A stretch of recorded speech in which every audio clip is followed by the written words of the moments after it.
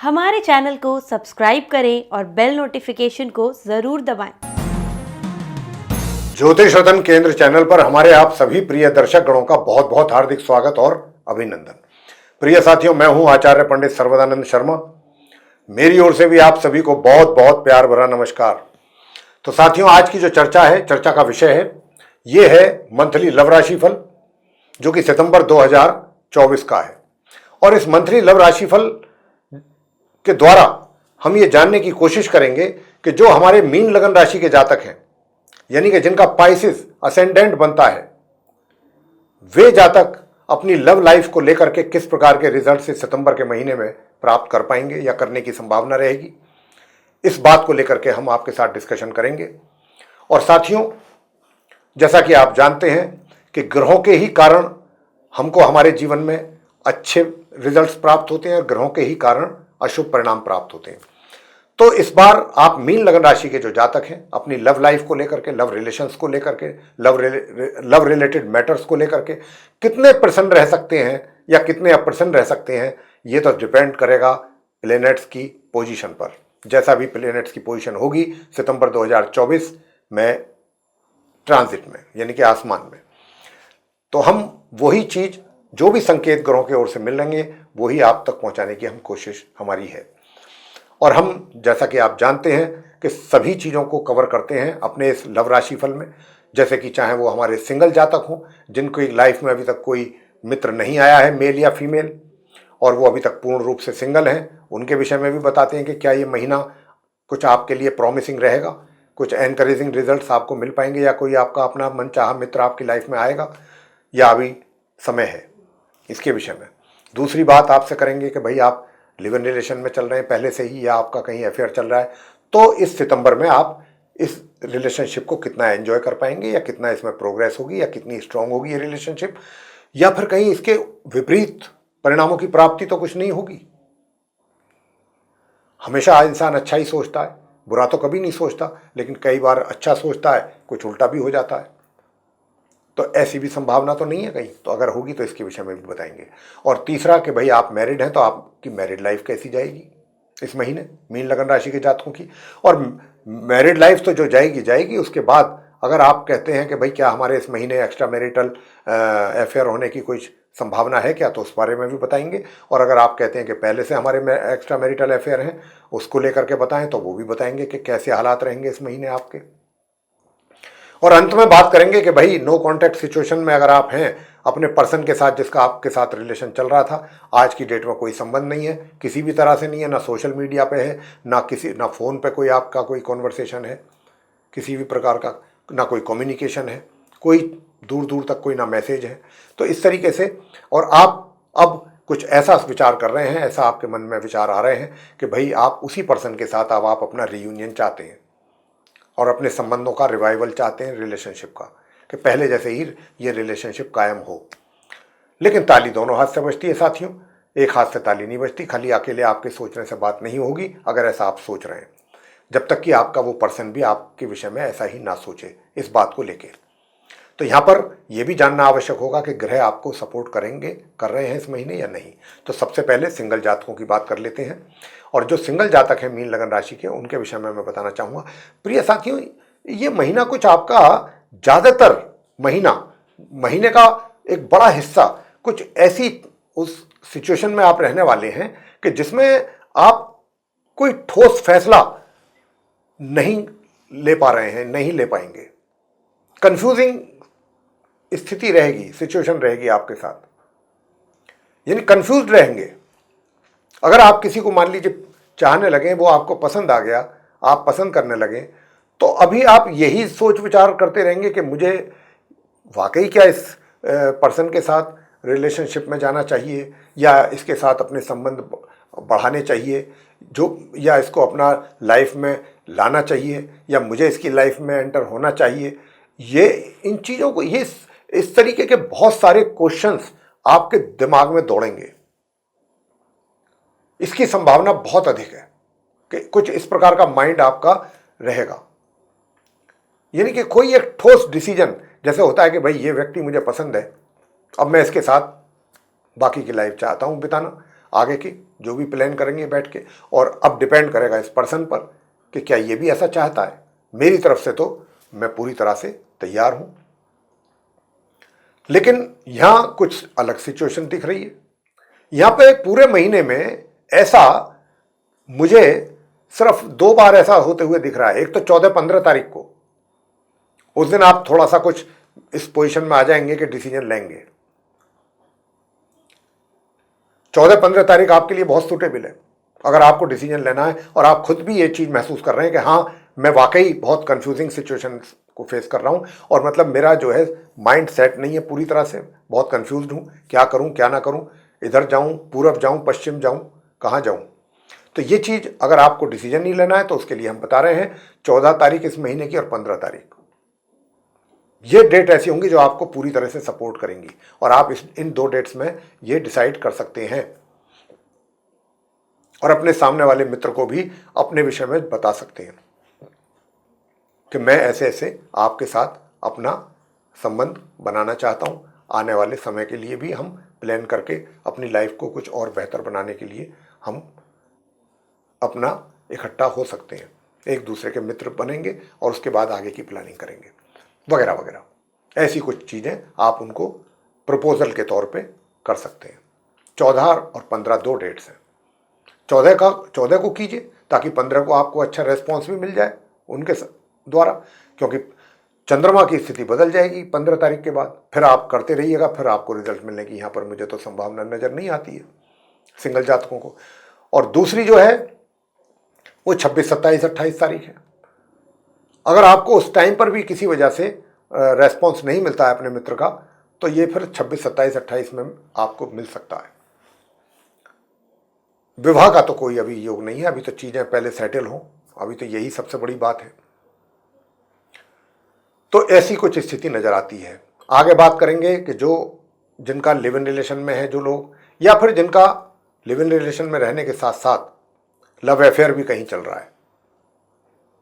तो अगर आप लव अफेयर में हैं या लिव इन रिलेशन में हैं तो भी मैं आपसे बताना चाहूँगा कि देखिए, इस महीने का मोस्ट ऑफ द टाइम आप अपनी इस रिलेशनशिप को या अपने इन संबंधों को एंजॉय कर पाने से थोड़ा सा एंजॉय कर पाने में या तो सक्षम नहीं रहेंगे। सक्षम क्या नहीं रहेंगे, सक्षम इसलिए नहीं रहेंगे, वो भी आपसे बता देते हैं कि भाई हालात आपको ऐसी इजाज़त ना दें, इसकी संभावना ज़्यादा है।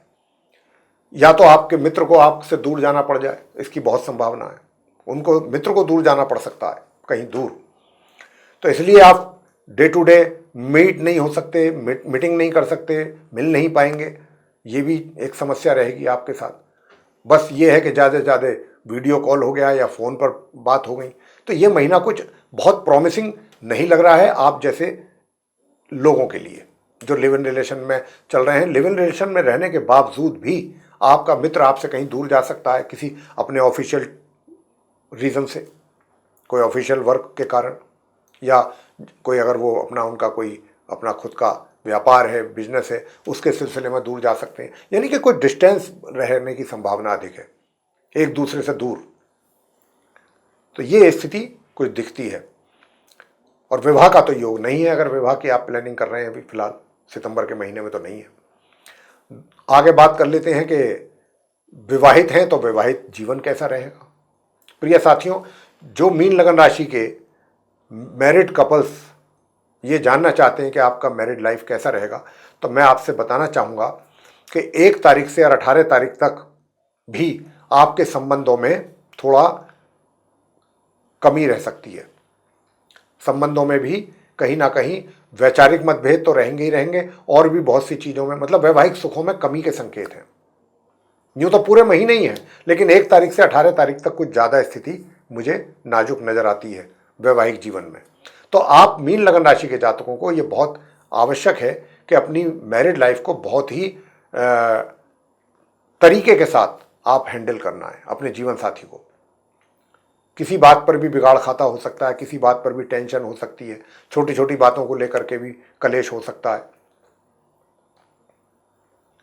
अब आगे बात करते हैं कि भाई वैवाहिक जीवन तो थोड़ा डिस्टर्ब लग रहा है, क्या एक्स्ट्रा मैरिटल अफेयर की भी कोई संभावना बन रही है आपके जीवन में।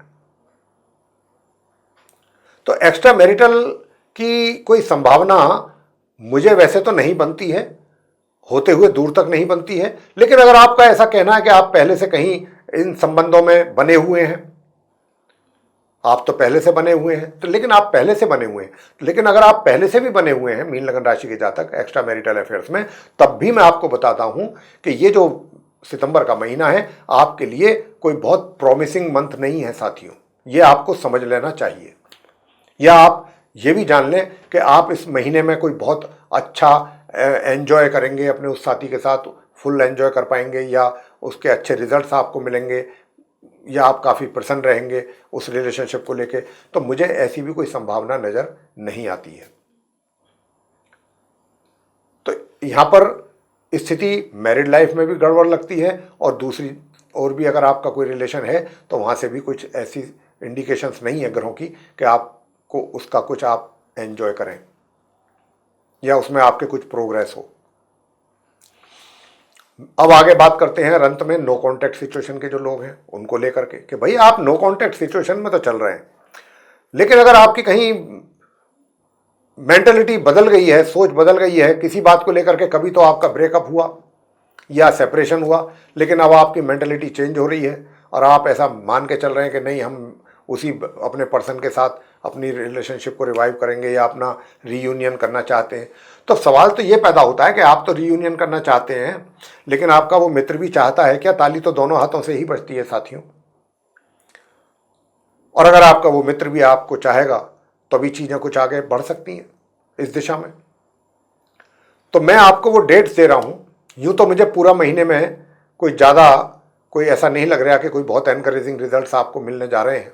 मैं बहुत स्पष्ट शब्दों में कह रहा हूँ ये बात, बेकार मैं झूठ नहीं बोलना चाहता कि आपको मैं कुछ भी झूठ मैं बोल दूँ, आप खुश हो जाएं सुन के और बाद में रिजल्ट्स बिल्कुल ठीक उल्टे आएँ। तो इसलिए जो ग्रहों की ओर से संकेत हैं, इंडिकेशंस हैं, मैं उसी तरीके की बात आपसे कर रहा हूँ।